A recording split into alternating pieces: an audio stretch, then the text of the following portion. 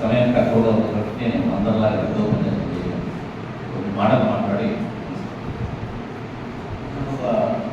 గతంలో కూడా ఇట్లాంటి సమ్మేళనం పెట్టుకున్నప్పుడు సాహిత్య కార్యశాలలు పెట్టినప్పుడు కొంతమంది అనేవారు సాహిత్యం మీటింగ్లు పెట్టి కవితలు ఇలా రాయాలి అలా రాయాలి అని చెప్తే వస్తుందా ఇది కార్యక్రమం పెట్టినంత మాత్రం అవుతాయి కదా కవి అనేవాడు సహజంగా విత్తనం వేస్తే మొక్కలు చెప్పేసి అనేవాడు రామపల్లి ఒక మ్యాథ్స్ టీచర్ ఉండేవాడు ఈ కవిత్వం రాసి ఏం చేస్తారు ఏ పుస్తకాలు చేస్తారు 200 మంది కొట్టడం రాస్తారు కదా ఇదంత అవసరం అని చెప్పేసి ఆయన అనుకునేవాడు నాకు కూడా ఇది డౌట్స్ ఉండేది సాధ్యం ఇది నిజమైనది ఇది వల్ల ఉపయోగం ఈ క్లాస్ నాకు ఎప్పుడు వచ్చిందంటే రావణపేటలో కవి సమ్మేళనం పెట్టినప్పుడు వెళ్ళి అనే సార్ అక్కడికి వచ్చింది శివ టెంపుల్లో పెట్టాం జనకేశ్వర స్వామి దేవులో పెట్టాం ఆయన అక్కడ ఒక మాట ఎప్పుడు ఎవరు అడగలేదు అడగకుండా సహజంగా వచ్చిన మాట అది అవును కవులు ఎక్కువ ఉంటాయి కాదు కవులు అందరు కవులు ఏం చేస్తారనే ప్రశ్న నాకు అర్థమవుతే ఉంది ఆయన ఏమన్నాడంటే అందరూ కవులైతే అందరూ సాధువులు అవుతారు కదా అందరూ కవులైతే ప్రజలంతా అందరూ సాధువులు అవుతారు కదా ఇలా అందరూ సాధువులు అయితే సమాజం అంతా హాయిగా ఉంటుంది కదా సాధువులు అంటే రోడ్డముడి సాధువులు కాదు సాధుతత్వం మంచి మనసు మంచి హృదయం ఈ రకంగా మారితే సమాజం అంతా కళ్యాణకంగా ఉంటుందని చెప్పేసి మాకు చెప్పారు ఆ మాటని ఈ సందర్భంగా మీ అందరికి కూడా నేను గుర్తు చేస్తాను ప్రస్తుతం ఇలాంటి అవసరం అంటే ఒకసారి సమాజాన్ని మనం చూద్దాం ఇప్పుడున్న ఏ పరిస్థితుల్లో మనం ఉన్నామో ఒకసారి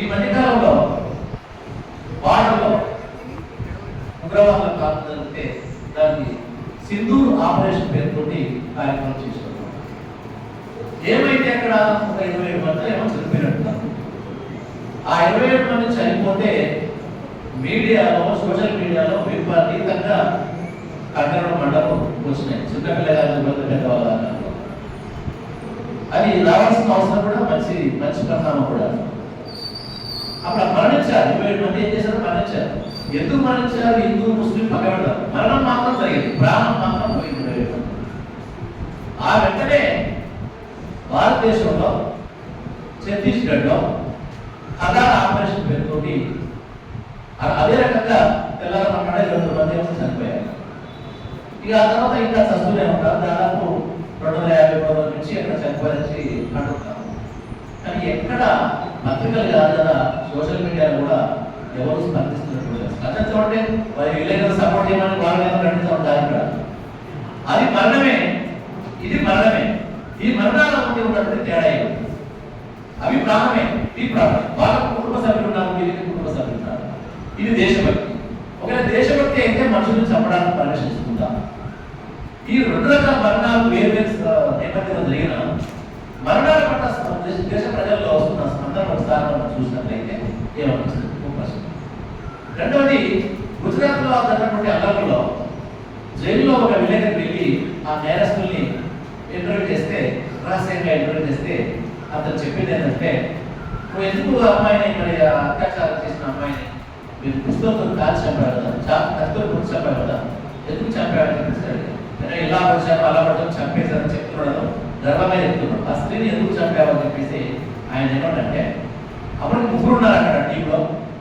ఒకడు అత్యాచారం చేశాడు ఇంకోటి అత్యాచారం చేయబోతున్నాడు ఈ సందర్భంలో ఆమె శీలాన్ని రక్షించడం కోసం నేను ఆమెను చంపేశానని చెప్పేసి అన్నారు ఎవరైతే శీలాన్ని హరిస్తున్నాడో వాళ్ళని చంపలేదు ఎవరైతే హరించాడో వాళ్ళని చంపలేదు ఎవరైతే హరిస్తున్నాడో వాళ్ళు చంపలేదు స్త్రీని చంపాడు స్త్రీలతో చెప్తామయ్యా ఎవరైతే ఇట్లా మీకు వెళ్తున్నాడో పశువులాగా వాళ్ళని చంపలేదంటే లేదు నేను ఆ శీలాన్ని కాపాడడం కోసం చెప్పాను ఈ మాట పత్రికలో వచ్చిన 10 మందిలో మీరు బయటకు వెళ్ళి ఈ మాట చెప్తే వెరీ గుడ్ బాగా మంచి పని చేశాడు వాడు నిజమైనటువంటి స్త్రీ అభిమాని ఏం జరిగింది ఈ భావాలు మనం ఏ విశ్లేషిస్తున్నాం నేను మా స్కూల్లో పనిచేసినటువంటి లేడీ టీచర్స్తో సందర్భం వచ్చినప్పుడు ఏం జరిగిందంటే మణిపూర్లో స్త్రీలుగా కొన్ని కిలోమీటర్ల దూరంగా చేస్తూ వెళ్ళారు కదా ఇట్లా సరైన కాదంటే వాళ్ళిద్దరు ఉన్నారు పక్కనే వాళ్ళు ఏమంటారు తెలుసా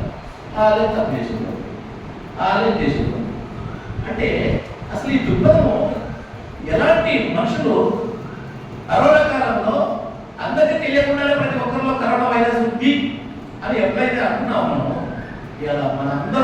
దేవుళ్ళు కూడా కొంతమంది దాన్ని ఇలాంటి భావాలు సరైన అంటే వ్యవస్థ ఇంకో కోణంలో ఆలోచించే పరిస్థితి పోయి ఈ కోణంలో ఆలోచించే సంఖ్య మెజారిటీ ప్రజల సంఖ్య పెరుగుతుంది అంటే ఇప్పుడు సొసైటీ బాగుందా బాగలేదా?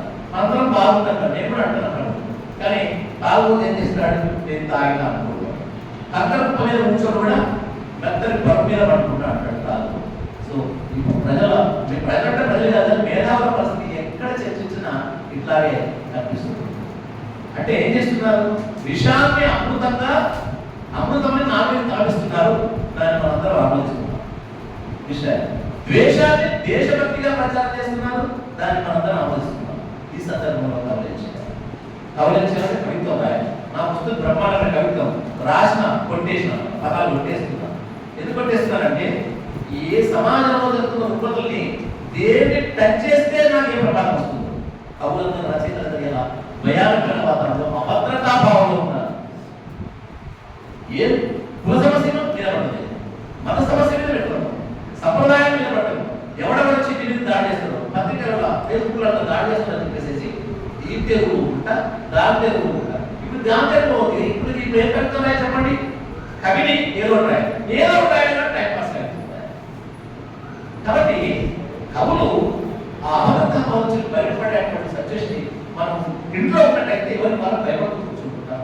ఇట్లా సమూహంగా వచ్చినట్లయితే ఒకరికొకరు ఓదార్పు చెప్పుకుని ధైర్యం చెప్పుకునేటువంటి అవసరం ఉన్నటువంటి ఈ నేపథ్యంలో సార్ దీని మీద మీరు మాట్లాడాలని చెప్పేసి సిద్ధారెడ్డి గారిని వర్తమాన పరిస్థితుల్లో కవుల స్పందన ఎలా ఉండాలన్న సందర్భంలో ఇక మహాప్రస్థానాన్ని వెళ్ళారంటే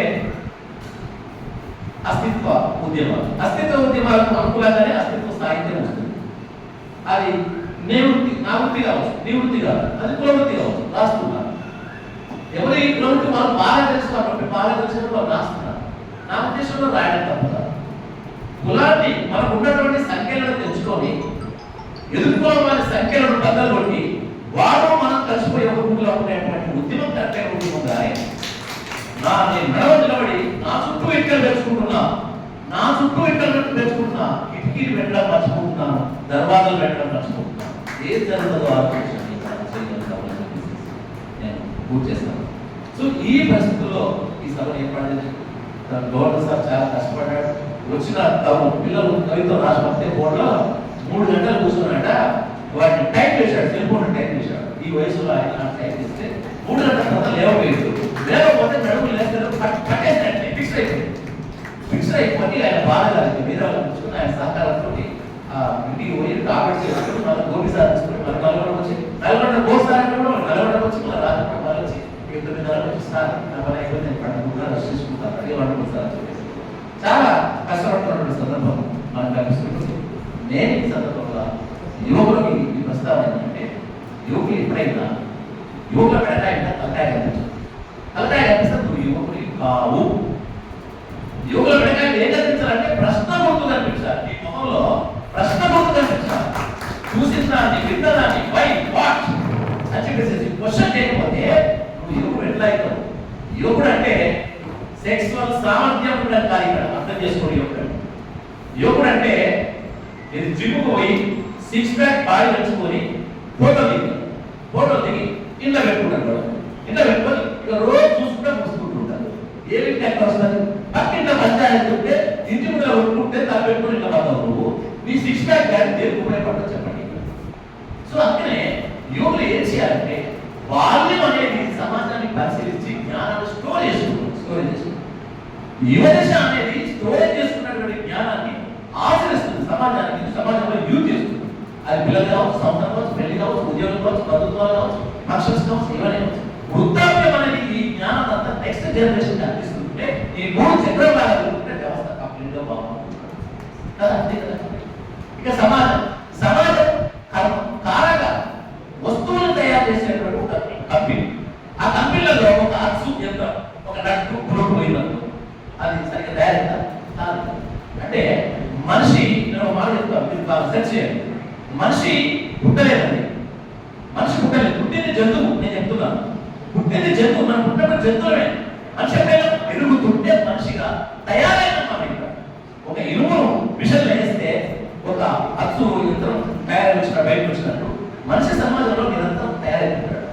ఆ మనిషిని వ్యవస్థలు చెప్పుకుంటాయి. కోర్టులు, పాఠశాలలు, స్కూళ్ళు, ఇల్లు కావచ్చు, వివిధ సంస్థలు. ఒకే ఎగ్జాంపుల్ చెప్తున్నాను. ఎవరైనా గెస్ట్ ఇలాంటి వాడు ఇంటికి వస్తే కుర్చీలో కాలేజ్ కూర్చొని పోరాటం చదువుకుంటుంటే పేరెంట్ వచ్చినప్పుడు వచ్చినవాడు మీ డాడీ అంటాడు.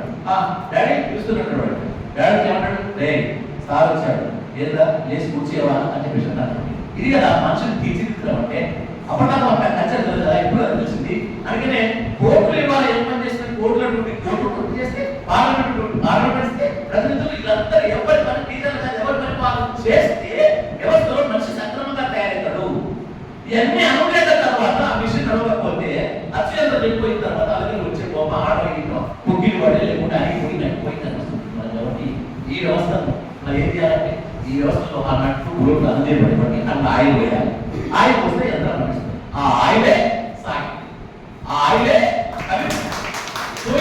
అన్ని వ్యవస్థలు ఉపయోగపడే సాయం. కాబట్టి ఈ ఉద్దేశాన్ని మీరంతా అర్థం చేసుకోవాలని నేను కోరుకుంటూ ఏంటంటే, కొంతమంది కుర్రవాళ్ళు పుట్టుకతో వృద్ధులు పూస్తారు.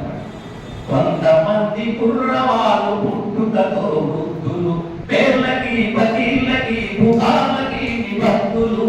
కొంతమంది కుర్రవాళ్ళు పుట్టుకతో వృద్ధులు, కొంతమంది యువకులు ముందు యుగం పూతలు, భావన నవజీవన భావన నిర్మాతలు. కొంతమంది యువకులు ముందు యుగం పూతలు.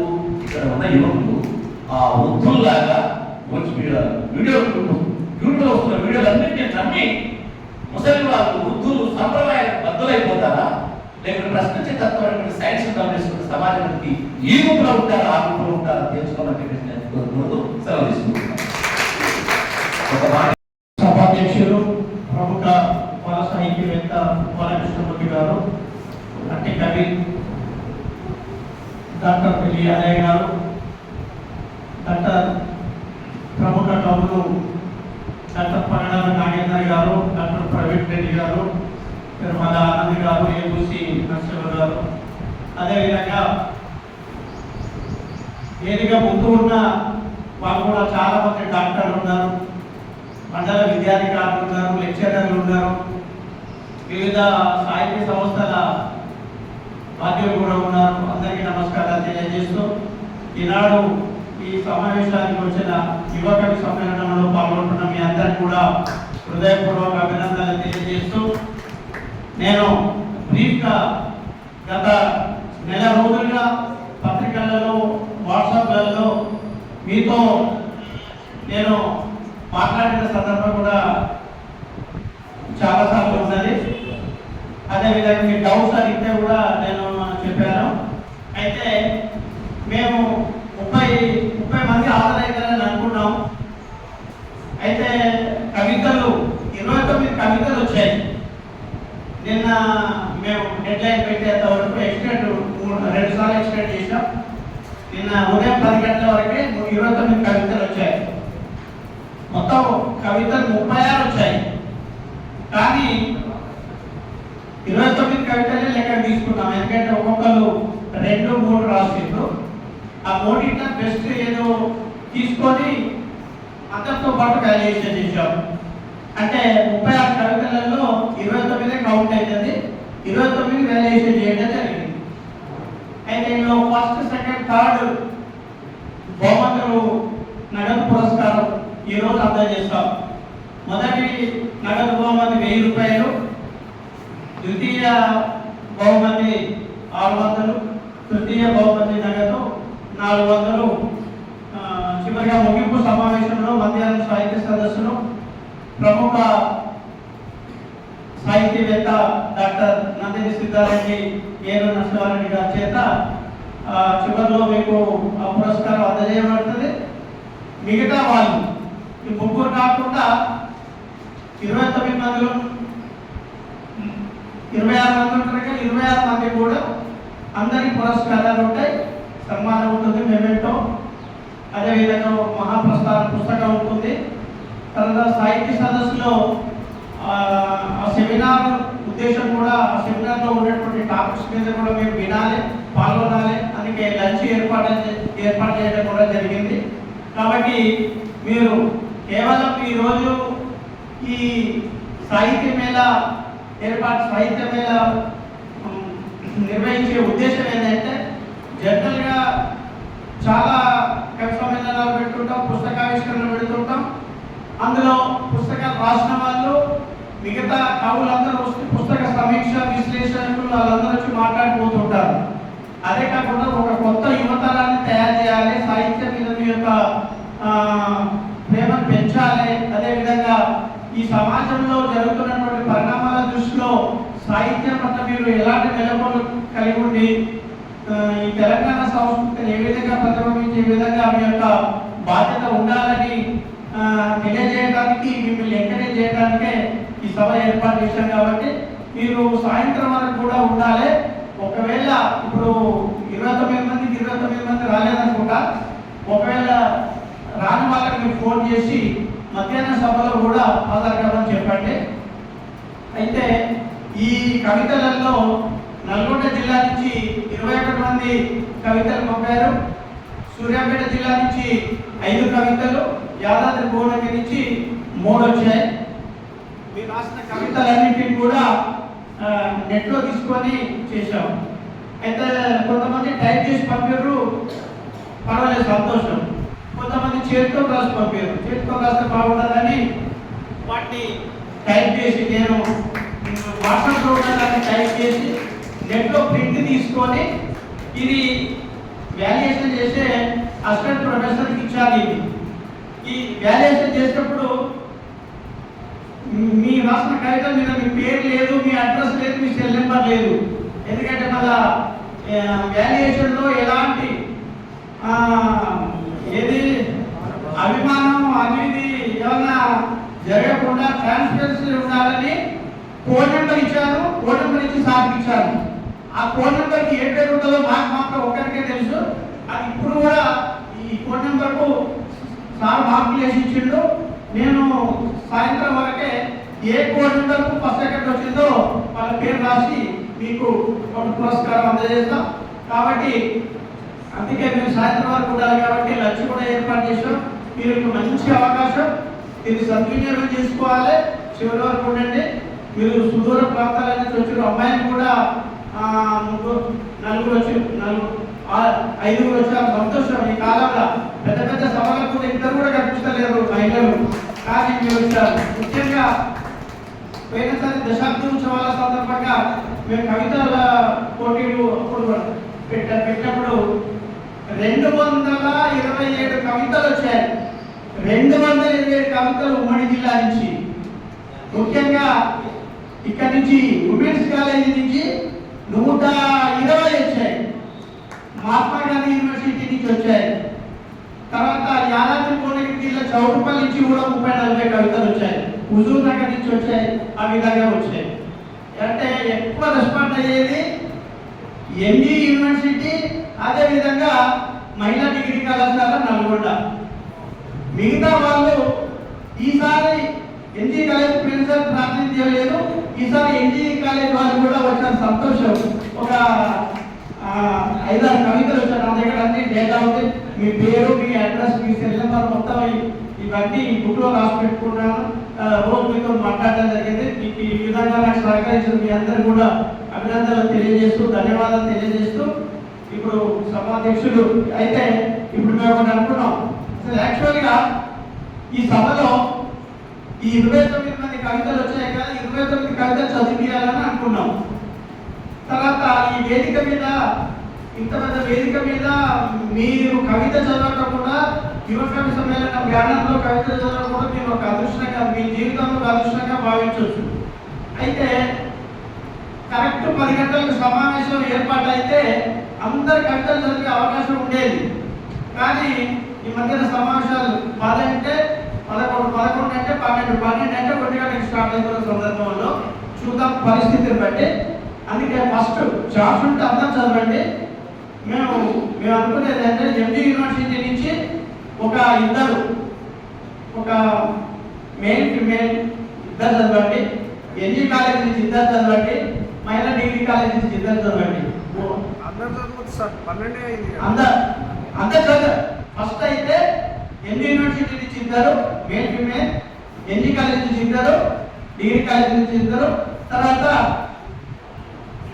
సూర్యాపేట యాదాద్రి జిల్లా నుంచి ఇద్దరు, తర్వాత యాదాద్రి భువనగిరి అరవై జిల్లా నుంచి ఇద్దరు 7 మంది చదివినాక మన పరిస్థితిని బట్టి మీరు ఒకవేళ టైం ఉంటే మధ్యాహ్నం చదువుదామా ఇప్పుడు చదువుదామా అని ఆలోచిద్దాం. ఎందుకంటే మన ప్రముఖ కవి నగరిక డిగ్రీ కళాశాల ప్రిన్సిపల్ సార్కు ఎన్ని గంటలు టైం ఇచ్చినా మాట్లాడగలుగుతాడు. మనకు మీరు మీకు ఓపిక ఉండాలి, మనకు టైం ఉండాలి ఇక్కడ.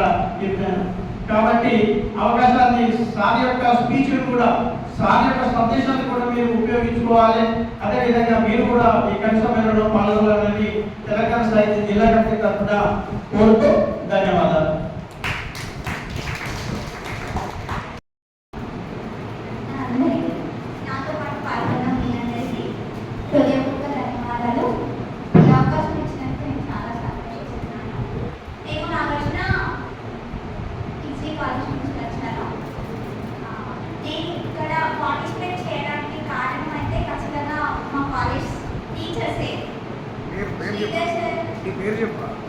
నా పేరు కావేరి. ఎన్జీ కాలేజ్లో ఎంఏ తెలుగు సెకండ్ ఇయర్ చదువుతున్నాను. మొన్ననే ఎగ్జామ్స్ అయిపోయినాయి. బై లక్ లాస్ట్ ఎగ్జామ్ వచ్చి నాకు తెలిసింది పై ఎగ్జామ్లో. అండ్ మా హెచ్ఓడి గారు గ్రూప్లో పెట్టారు, ఖచ్చితంగా అందరూ పార్టిసిపేట్ చేయాలి అని అందరికీ చెప్పారు. కానీ ఒక్కొక్కరు ఇంగ్లీష్ ఒక్కొక్క విధంగా ఉంటుంది కాబట్టి నాకు రాయాలనిపించింది. ప్రభాకర్ సార్, శ్రీధర్ హెచ్ఓడి గారు, శ్రీధర్ సార్, ప్రభాకర్ సార్, అందరూ ప్రతి ఒక్కరు, శైలు సార్, అనికా స్వామి సార్, ప్రతి ఒక్కరు మేము ఏదైనా చేయాలి అనుకుంటే మాకు సపోర్ట్గా ఉంటారు. నిజంగా చెప్తున్నా, అసలు మమ్మల్ని ఎప్పుడూ తెలుగు వైపు నడిపిస్తూ ఉంటారు. ఎక్కడ ఏ సమావేశం జరిగినా, కాలేజ్లో అయినా బయట అయినా ఎక్కడ ఏం జరిగినా ముందు తెలుగు గురించి చెప్తూనే ఉంటారు. తెలుగు రానున్న తరానికి తెలుగు ఉండాలి, తెలుగు చెప్పాలి, తెలుగు పోనీవద్దు, దాన్ని పోనీవద్దు అని ఎప్పుడు చెప్తూనే ఉంటారు. నా ఇన్స్పిరేషన్ అయితే వాళ్ళే ఉంటారు ఖచ్చితంగా. మొన్న ఎన్జీ కాలేజ్లో ఎన్సీసీ సమావేశం జరిగింది. దాంట్లో మా హెచ్ఓడి గారు కూడా డిగ్రీ పిల్లలకి మీరు తెలుగు తీసుకోండి, నెక్స్ట్ పీజీ అయినా సరే తెలుగు చేయండి, తెలుగు మీద అవకాశాలు ఉన్నాయి అనేసి, ఇలా ఒకరు ఉంటారు కదా మనం చేయాలి, తెలుగు నడిపించాలి అని. అందులో నాకు బాగా ఇన్స్పిరేషన్లో మా టీచర్స్ అందరూ ఉంటారు. సో నేను నిజంగా చెప్తున్నా, 4.5 ఆ రోజు ఎగ్జామ్ ఉంది, వచ్చిన నైట్ అయిపోయింది, కొంచెం టైం తీసుకున్నా, ఇంకా నా ఎఫర్ట్స్ నేను పెట్టినా. సో దాన్ని మీ ముందు వినిపించాలని అనుకుంటున్నా. తప్పులుంటే మమ్మల్ని క్షమించండి.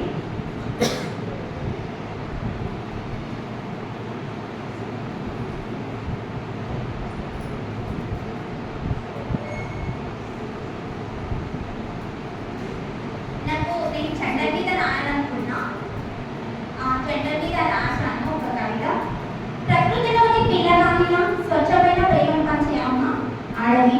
మనం చేసే చిన్న తప్పులకు మండే గొడవలా కోపం చూపించిన, మనం పడే బాధలో చీకటిలో వచ్చే దారిలా ప్రేమ పంచే నాన్న మగాడు.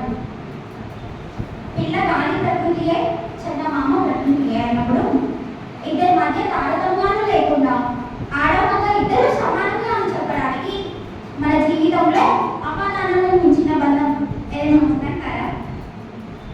ఇదే నా కవిత. నేను ఈ కవితని అంటే ఏ ఉద్దేశపూర్వకంగా తీసుకున్నాను కూడా మీకు చెప్పాలనుకుంటున్నా. సమాజం పరంగా తీసుకుంటే ఆడ మగ అంటే ఎన్ని రకాలైన రాయొచ్చు. హస్బెండ్ అండ్ వైఫ్గా కూడా వాళ్ళ మధ్య తారతమ్యాలు దృష్టిలో పెట్టుకొని కవిత రాయొచ్చు. సమాజం పరంగా ఒక అమ్మాయికి ఎలా ట్రీట్ చేస్తున్నారు, అబ్బాయికి ఎలా ట్రీట్ చేస్తున్నారు అనే కోణంలో కూడా రాయొచ్చు. అంటే ఒక్కొక్క పాట నుంచి మనకు ఒక్కొక్క కవిత ఉంటుంది. అయితే నేను చాలా మంది పిల్లల్ని చూస్తూ ఉంటా.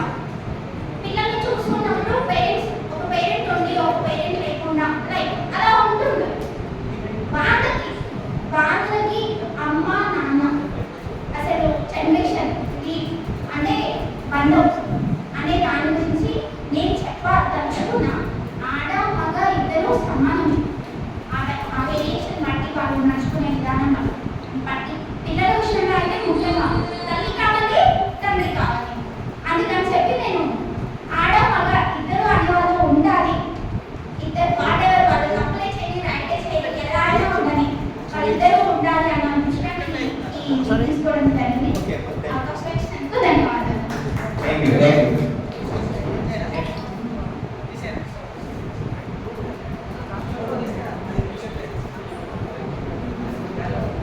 నల్లగొండలో ఒక 3 దశాబ్దాల పాటు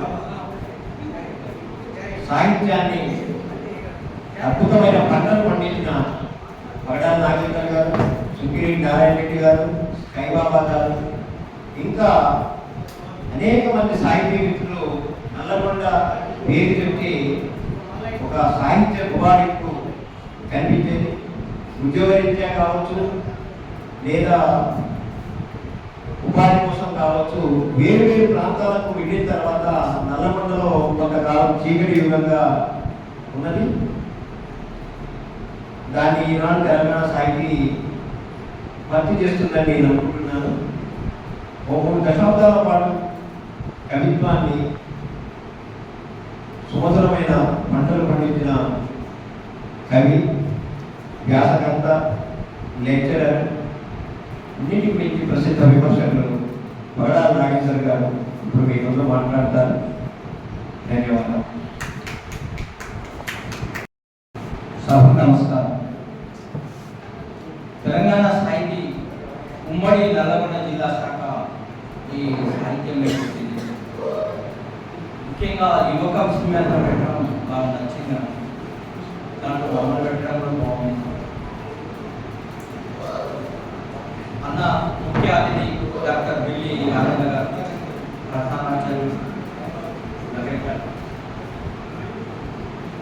సారు అద్భుతమైన వచన కవిత్వం రాసిండు, విమర్శకుడు, మంచి కవి, వక్త. తన గురించి చెప్పుకోవడం అంటే సాహిత్యం గురించి మరో ప్రత్యామ్నాయ పేరు వెలియాలి అని చెప్పుకోవడం.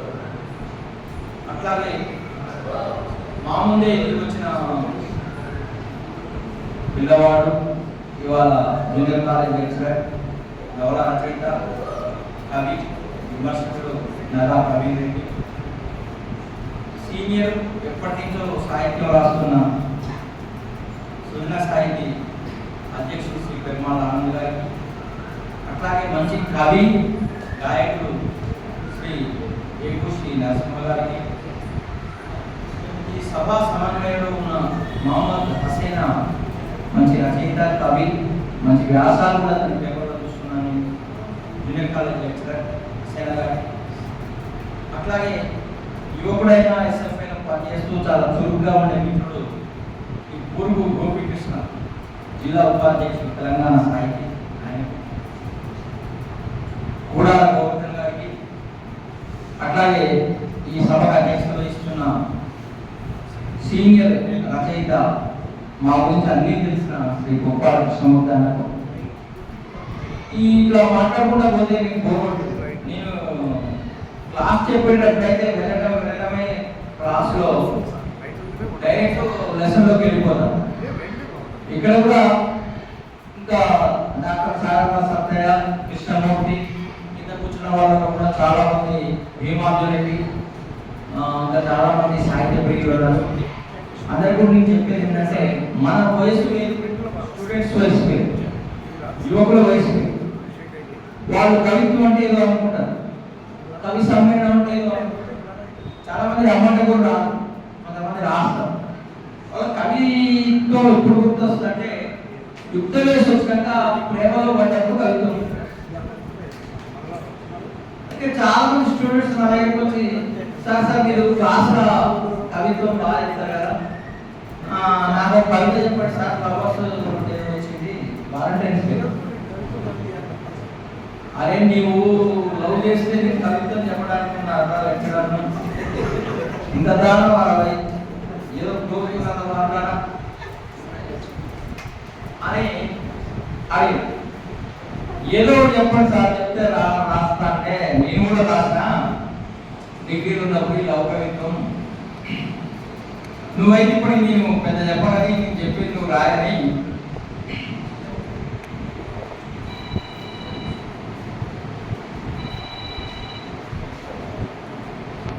అయితే మిడిల్లో ఉన్నా తర్వాత. అయితే ఏం లేదు, ఏముంది అలా కవిత్వం అంటే ఏం లేదు. చెట్టు నిండా ఆకులే, చెరువు నిండా నీళ్ళే, నా హృదయం నిండా నీవే అని రాసుపడి ఒప్పుకోకుంటే చూడు మన తర్వాత ఇంకోటి చూద్దాం. అమ్మాయిలు కూడా తక్కువ వాళ్ళే కదా సార్, మీరెవరి మీద నా లవ్ కవిత్వం రాసేదాకా ఫస్ట్ రాసిందే లవ్ కవిత్వం. నాకు ఈ విప్లవ కవిత్వం తెలవదు, దత్త కవిత్వం తెలవదు, ఇది కవిత్వం అంటే కూడా తెలవదు. నాకు తెలిసింది ఒక్కటే, ప్రేమ కవిత్వం. ఆ పాటలు కూడా అవే, అప్పుడు పవన్ కానీ అంత పాట అంతా ఉండేది కదా. అయితే నేను ఇంటర్మీడియట్లో కాలేజీకి వెళ్తుంటే మా ఇంటి వైపు ఒక అమ్మాయి ఉంటే ఆమె గుమ్మలో నిలబడి బయటకు చూస్తుండే. నేను రోజు పోయేటప్పుడు ఆ అమ్మాయి కనబడి చాలా అందంగా ఉండేది. నేనేమనుకున్నా ఆమె ఎవరు చూస్తుందో నాకు తెలియదు, నన్నే చూస్తున్నాను అనుకున్న కవిత. ఆ కవిత మా పిల్లలకు స్టూడెంట్స్ బాగా ఇష్టం. ఆ కవిత చెప్పిన తర్వాత సరస్వతి అనే ఒక అమ్మాయి వచ్చి కవిత అద్భుతం సార్, ఆ కవిత కూడా మీకు చెప్తాను. నేను మీ వీధిలోంచి వెళ్తున్నప్పుడల్లా గుమ్మానికి వయ్యారంగా ఆనుకొని నిలబడి ఓరకంట చూస్తూ ముని పంటితో లేత ఎరుపు పెదవిని నొక్కుతూ కాలి బొడద వేలితో నేలను రాస్తున్నావు అని ఆ వేలి తీస్తూ నేలకు వేలికి మధ్య నలుగుతున్న నా హృదయం బాధతో కూడుతుంది.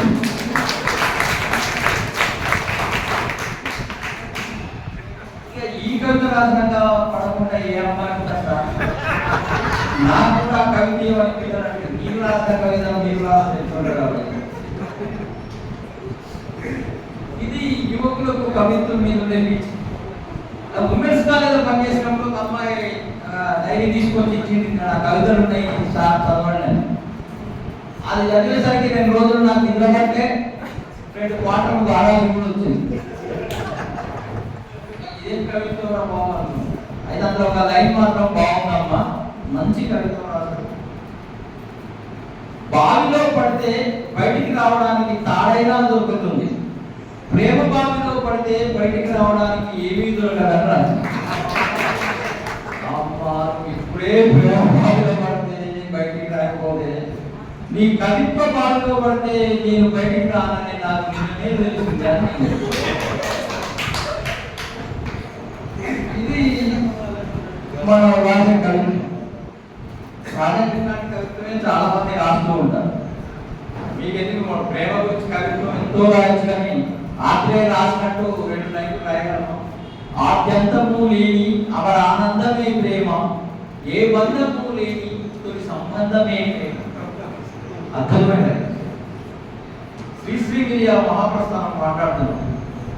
నిన్ను నిన్నుగా ప్రేమించుటకు, నీ కోసం కన్నీరు నించుటకు నేనున్నానని నిండుగా పరిచే తోడగా నుండి అదే భాగ్యం అదే కవిత. నేను నీ రూపాయి మీద రాసిన నాకు ఇష్టం అని అరవై కూడా చెప్పాడు. తెల్లారేసరికి రూపాయి దానం వెలుగుతూ సూర్యుడు ఈ లోకం మీద ఉదయిస్తుంది. ఎవరి కళ్ళలోకి చూసినా కళ్ళకు బదులుగా నిక్కచ్చిగా 2 నాణాలు కనిపిస్తుంటాయి. వికసించే ప్రేస్ మూవ్ కూడా ఈ మధ్య అచ్చైన కాసులాగా కనిపిస్తుంది. ప్రేమ స్నేహం నాణానికి చెరువువైపు ఎక్కిస్తాయి. అమ్మా నాన్న 2 నిలువెత్తు నాణాల జీవిత భద్రత కోసం చెరువువైపు నిలబడతారు. ఉమ్మనీటిలోకి పడ్డప్పటి నుంచి ఊరవతలకి చేరేదాకా నాణం మీదే నడిచింది జీవితం. మనిషిని అనుక్షణం చీల్చుకు తినే ఈ నాణం మీద సింహం పంజా విరిగేది ఎప్పుడు? ఇది డిగ్రీ ఉన్నప్పుడు సామాజిక పునశ్చాక రాసిన నీలగిరి సాహితీలో చేరాక రాసిన. నేను మీ యువతి యువకుల నుంచి కోరుకునేది కూడా అదే. మీరు జాగ్రత్తగా వినడం, అమ్మాయిలైనా అబ్బాయిలు, మీలో ఏ ఫీలింగ్ కలిగితే అది కవిత్వం రాయాలి. ముఖ్యంగా లవ్ ఫీలింగే కాదు. ఒక యువకుడు కవిత్వం రాసింది, వాళ్ళ అమ్మ సడన్ గా చనిపోయిందని యువకుడు ఉన్నప్పుడు ఒకటే లైఫ్ కవిత్వం రాసింది. మృత్యుదేవతే వచ్చి అర్ధరాత్రి మా ఇంటి తలుపు తడితే ముందుగా వెళ్ళి తీసింది అమ్మే. నాకైతే కళ్ళలో నీళ్ళు తిరిగింది. ఎంత అద్భుతమైన ఇప్పుడు ఇక మహాప్రస్థానం ఏనుడారెడ్డి ఏం చెప్తాడో నాకు తెలియదు, కానీ చిన్నప్పుడు శ్రీశ్రీ 11 ఏళ్ళకే పరిణయ రహస్యం అనే నవల రాసి పాడేశాను అని రాసుకున్నాడు. అనంతంలో రాయలేదు ఆయన, కానీ రాసి పాడేశాను. అంత కాన్ఫిడెన్స్, అంత ధైర్యం. క్లాస్ చించి పడేసినాం. ఎగ్జామ్ ఎట్లా రాసినాం అంటే కొంతమంది ఆడపిల్లలు చెప్తుంటారు చించి పడేసినా అని. పేపర్ చించితే నువ్వు పాస్ అవుతావా? ఆయన చించి పడేసినా అంటాడు. సార్ క్లాస్ గురించి పడేసినాడు. కాబట్టి మనం వాడే పదాలు ఎట్లా ఉండాలి, అట్లాంటి ప్రణయ కవిత్వం పరిణయ రహస్యం రాసిన శ్రీశ్రీ ఎన్ని అద్భుతమైన కవితలు రాశారు. ప్రాచీన సాహిత్యం మీద అతనికి ఎంతటి పట్టుంది. నిజానికి ధ్వని ఉండాలి కవిత్వంలో, అదొకటి అని చెప్పి పిలుస్తారు. ధ్వని లేకపోతే కవిత్వం కాదు. యముని మహిషపు లోహ గంటలు మబ్బు చాటున ఖరీలు మన్నాయి, నరక లోకపు జాతిరమ్ములు గొలుసు తెరుచు విడిపడ్డాయి. ఉదయ సూర్యుని సప్తహయములు నురుగులెత్తి పరుగు పెట్టాయి, కనక దుర్గా చండసింహం చూడు దురిపి ఆవులిచ్చింది, ఇంద్రదేవుని మలుపుడేయుడు కింకరిస్తూ సవాలు చేసింది, నందికేశుడు రంకెవేస్తూ గద్దడోళ్ళు కదిపెట్టాడు, ఆది సూకర వేదవేక్షుడు భూకరిస్తూ కోరసాచాడు, ఉడమి తల్లికి పురిటి నొప్పుడు కొత్త సృష్టిస్తూ వినిపించాలి. విప్లవం వస్తుందని చెప్పడానికి కవిత రాశారు. నీకు ఎక్కడ నీకు విప్లవం అనే పదమే వాడాలి. అది రావడానికి ముందున్న పరిస్థితులను, వాతావరణాన్ని క్రియేట్ చేసింది. అట్లా రాయాలి కవిత్వం. ఎన్నో చెప్పొచ్చు, టైం లేదు. లంచ్ టైం, ఆకలి, తర్వాత పిల్లలు కవిత్వం చదివేది. ఈ టైంలో నాగేంద్ర సార్ ఇంత తీసుకుంటే ఎట్లా అని మళ్ళీ నా మీద మీరు అవాకులు జవాకులు వేయవచ్చు. కాబట్టి పారిపోయే కవిత్వం ఎప్పుడు రాయకండి దయచేసి. చాలా మంది సినిమాలలో చూస్తూ ఉంటారు, కాకి కావు కావు అను, కుక్క బొవ్వు బొవ్వు అను, నీ బొందాను ఇది కవిత్వం అన్న.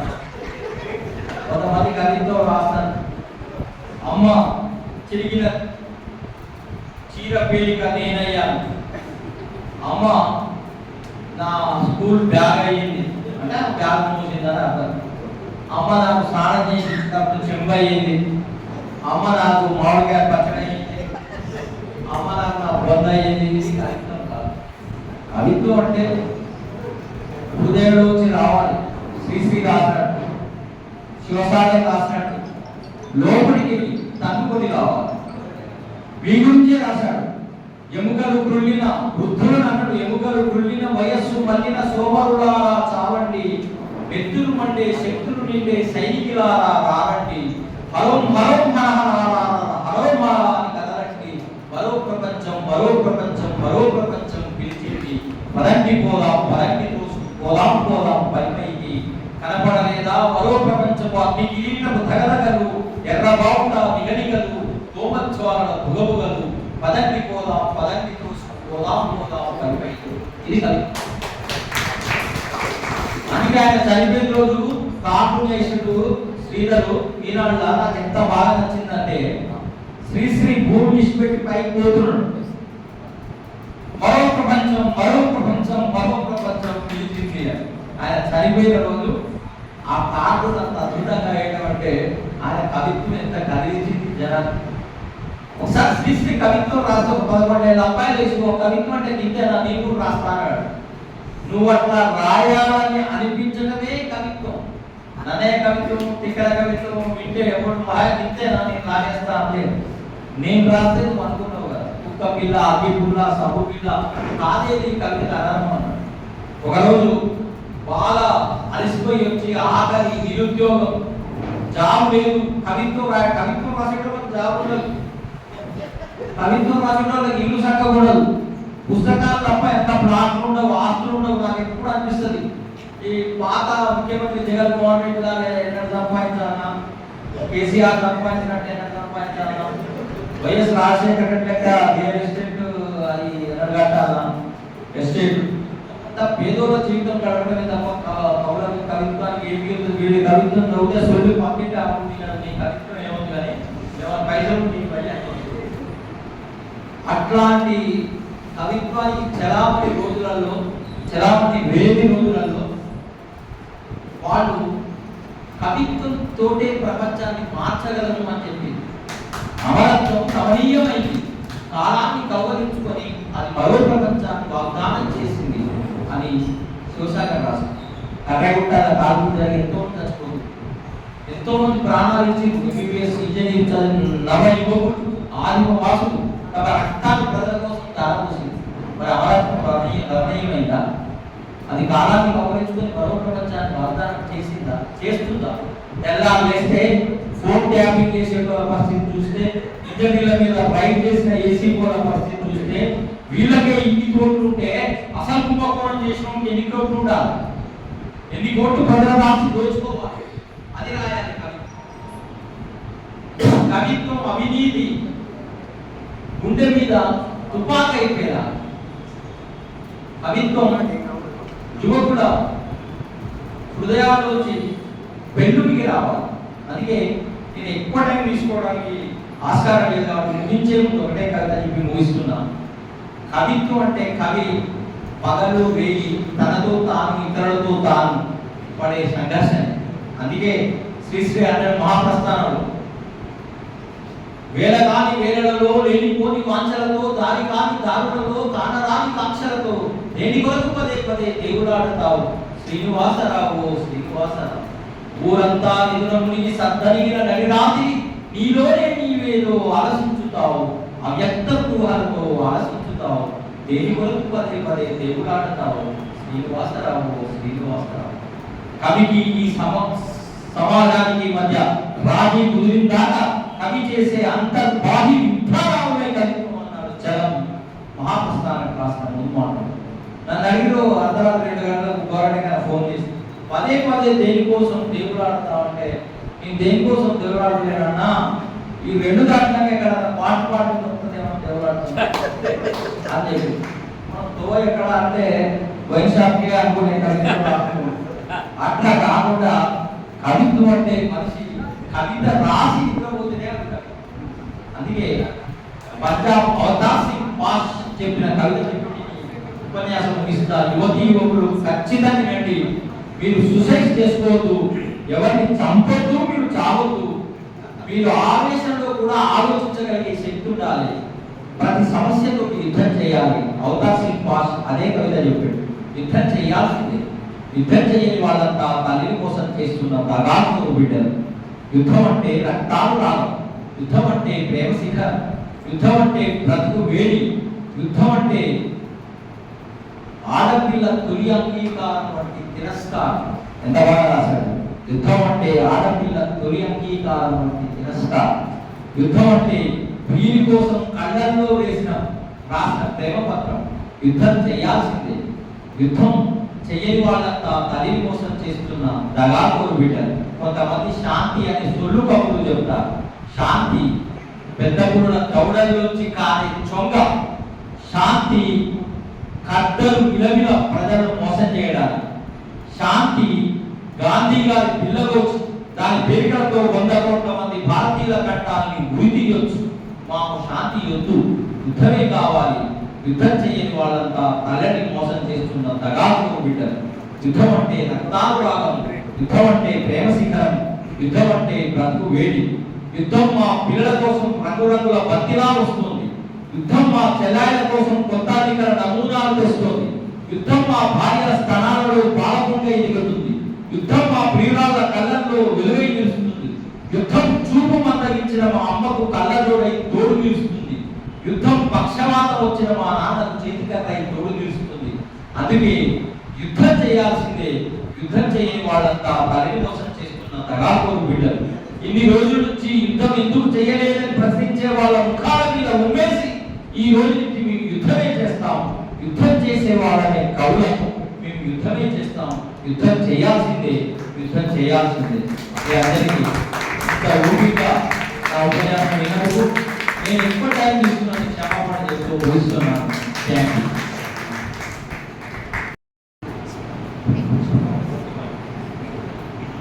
సభకు నమస్కారం. నా పేరు మర్రేపాటి ప్రశాంత్, ఎంఎస్సి ఉస్మానియా యూనివర్సిటీ. నేను మాది యాదాద్రి భువనగిరి జిల్లా నుంచి నేను ప్రాతినిధ్యం వహిస్తున్నాను. ముఖ్యంగా ఈ సభను ఉద్దేశించి మాట్లాడాలంటే తెలుగు భాష అనేది అంతరించిపోతున్న దాంట్లో భాషగా చేరే రోజులు వస్తున్నాయి. ఇప్పుడు ఆదరించే వాళ్ళు ఎక్కువైనారు.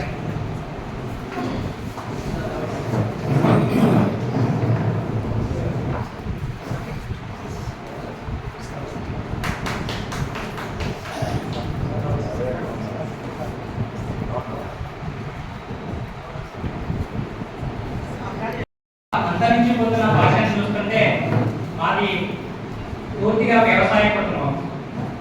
గత నెల నుంచి 2 నెలల మధ్యకాలంలో వర్షాలు లేక అడపదడప వర్షాలు పడుతున్నాయి. పడే కార్యక్రమంలో పత్రికలు పెట్టేశాం. పెట్టిన తర్వాత వర్షాలు వస్తూ పోతున్నాయి, మొక్కనే నీరు అందట్లేదు. అందుకుండా ఒక 2 రోజుల క్రితం నుంచి వర్షాలు పడడం మొదలైనాయి. కాస్త ఉపశమనం దొరికింది. ఈ సభను ఉద్దేశించి మాట్లాడాలనుకుంటే ముఖ్యంగా ఇక్కడ ఈ సభను చూస్తుంటే అంతరించిపోతున్న భాషకి ఒక ఆయునాటి పట్టు దొరుకుతుంది. ఈ సభను ఉద్దేశించి నాకు అలా అనిపించిందండి భాష. ముఖ్యంగా ఈ సభను పరిచయం చేసింది మా గురువు గారు శ్రీ ఉమ్మలయ్య గారు, మా స్కూల్ టీచర్ సార్ వల్ల మాత్రమే నాకు తెలిసింది ఈ సభకు రావాలనే ఉద్దేశం అనేది. సో ముఖ్యంగా నా కవిత్వం అనేది చాలా సామాజికంగా ఉంటుందండి. సామాజిక ఇదివరకు కూడా చాలా కవిత్వాలు రాశాను. అందులోని విద్యలోని సామాజిక కార్యక్రమ సమస్యల రూపుమాపడంలోని నేషనల్ ఎడ్యుకేషన్ పాలసీ 2020 అనేది ఎలా ఉంటుందని చెప్పేసి మన హానరబుల్ గవర్నర్ శ్రీ తమిళిసై సౌందరరాజన్ గారు ఒక ఎస్ఏ కాంపిటీషన్ కండక్ట్ చేశారు సార్. దాంట్లో మనం స్టేట్ వైడ్గా రికగ్నేషన్ దొరికింది సార్. మనకి అవార్డు తీసుకున్నాము మేడం దగ్గర నుంచి. సో ఆ తర్వాత వివిధ రకాలుగా పత్రికలు కూడా రాశాను సార్. ఇలా రాసుకుంటే క్రమంలో మనకి ఈ యొక్క కవిత్వం చాలా లెంతీగా పెద్దగా కూడా ఉంటుంది సార్. కొంచెం సమయం తీసుకొని చదువుతాను, వినండి దయచేసి.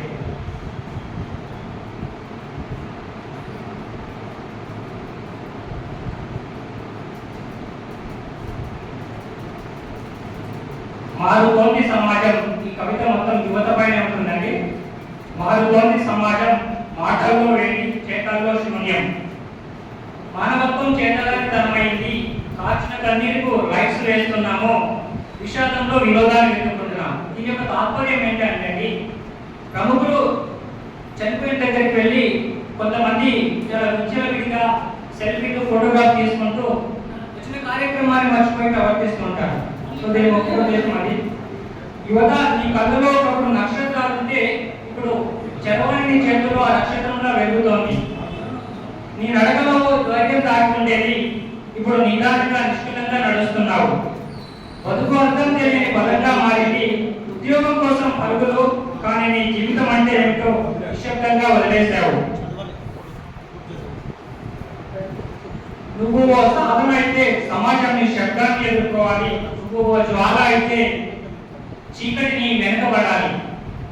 ఆకలి కేకలు ఆర్తనాదాలు వెనక్కు లాగిన అలసిన హృదయం ఆగమన్న ఈ సమాజం నీ ఆశల కోసం ఎదురు చూస్తోంది. నిన్ను చూసి ఇంకెందరో ముందుకు వస్తారు కనుక నీ ఊపిరి ఒక మార్గం అవ్వాలి. ఆపకురాని పైన ఆయుష్ ఉన్నంత వరకు అవ్వాలిగా నీ విజయం ఒక డబరుక శబ్దం. రాయాలిగా ఏ రోజైనా నీ విజయగాథ, పడాలిగా నీ అడుగు నవ సమాజ నిర్మాణం కోసం, ఇవ్వాలిగా నవతరానికి ఇది ఒక వివరణ. ఇదే అండి నా కవిత్వం. అందరికీ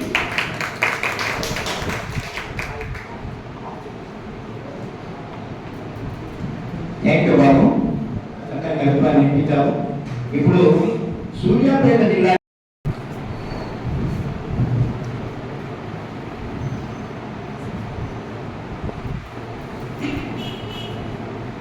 తెలంగాణ సాహితీ కొత్త ఆశయం, కొత్త తరాన్ని నిర్మించింది. మా ముందుతరమైన సిద్ధారెడ్డి సార్, ఆ ముందుతరమైన సినారేతరం, ఆ తరం ముందుకు వేసి వెళ్ళింది. సిద్ధారెడ్డి గారు 80 పైన, నేను 58లో ఉన్నాను. నా సమావేశంలో నేను నరసరెడ్డి గారు. మా తర్వాత మన ఊరు గురించి, మన చదువు గురించి, మన చేను గురించి, మన చదువుల గురించి, మన జ్ఞాపకాల గురించి రాసేవాడు ఉన్నారు. రాసేందుకు భాష, దోహదపడే భాష ఉండాలి. ఉంటే విద్యార్థులు దాన్ని పట్టుకుంటున్నారు. ఈ అన్నింటినీ మౌలికంగా దృష్టిలో వేసుకుని తెలంగాణ సాహిత్యం ఒక బృహత్తరమైన కార్యక్రమాన్ని భుజాన్ని వేసుకుంది. దాంట్లో భాగంగా ఇవాళ ఈరోజు జరుగుతున్నటువంటి ఉదయం మధ్యాహ్నం జరుగుతున్నటువంటి 2 సెషన్స్ 2 సభలు. నన్ను ప్రారంభించిన ముఖ్య అతిథి అనుకుంటే నేను కొంచెం ఇబ్బంది పడుతున్నాను. ఎందుకంటే నేను సభకు 700 మీటర్ల దూరం నుంచే వచ్చాను. ఈ హాల్కి మా ఇంటికి 700 మీటర్లు. సిద్ధారెడ్డి గారు అయితే సిద్దిపేట నుంచి వచ్చారు కనుక మనం ముఖ్య అతిథి వెళ్ళొచ్చు హైదరాబాద్. సరే, పొద్దున పిల్లలు పెడుతూ చదువుతారు. వాళ్ళేదో వాళ్ళ ఊహల నుంచి ఊహల నుంచి నిర్మించిన విషయాలు చదువుతారు. అది విని ఏదైనా మాట్లాడవచ్చు. దానికి ఎవరో ఒకరు ఆ ప్యాటర్న్లో సభాధ్యక్షుడు ఉండాలి, మిగతా భక్తులు ఉండాలి, ముఖ్యమంత్రి ఉండాలి పెట్టే కనుక ముఖ్యమంత్రి అన్నారు. కానీ అసలైన ముఖ్యమంత్రి సభ ఉన్న తర్వాత లేదు.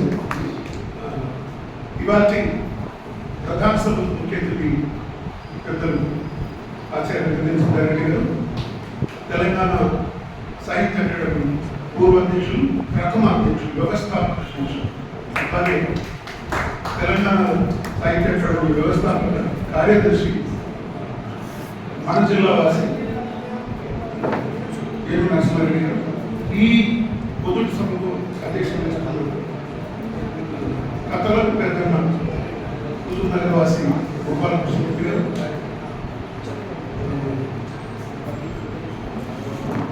రోజు ఒక అమ్మాయి తను చూస్తూ